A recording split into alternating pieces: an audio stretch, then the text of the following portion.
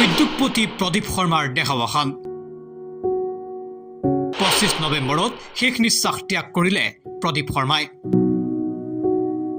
সমাজ আৰু মানুহৰ বাবে দীৰ্ঘ সময় সেৱা আগবঢ়াই অহা বিশিষ্ট উদ্যোগপতি প্ৰদীপ শৰ্মাৰ বিয়োগ এটা অপূৰণীয় ক্ষতি অসম আৰু পশ্চিম বংগ দুইখন ৰাজ্যৰ বাবে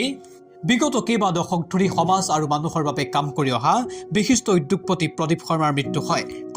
কলকাতাৰ স্পেচ টাউনতে বসবাস কৰি আহিছিল এগৰাকী বিশিষ্ট উদ্যোগপতি প্ৰদীপ শৰ্মা সমান্তৰালভাৱে গুৱাহাটী মহানগৰীতো বহু দশক ধৰি পৰিয়ালৰ সৈতে সময় অতিবাহিত কৰিছিল বিশিষ্ট উদ্যোগপতিগৰাকীয়ে পৰৱৰ্তী সময়ত কলকাতাৰ স্পেচ টাউনতে শেষ নিশ্বাস ত্যাগ কৰা এগৰাকী প্ৰদীপ শৰ্মাক কলকাতাত প্ৰদীপ শৰ্মাৰ অন্ত্যেষ্টিক্ৰিয়া সম্পন্ন হয় কলকাতাৰ স্পেচ টাউন কমিউনিটি হলত 30 নৱেম্বৰ দেওবাৰে অনুষ্ঠিত হৈ যায় তেওঁৰ আদ্য শ্ৰাদ্ধ তেওঁৰ মৃত্যু অসম তথা পশ্চিম বংগৰ উদ্যোগ জগতৰ বাবে এক অপূৰণীয় ক্ষতি news desk shows the reality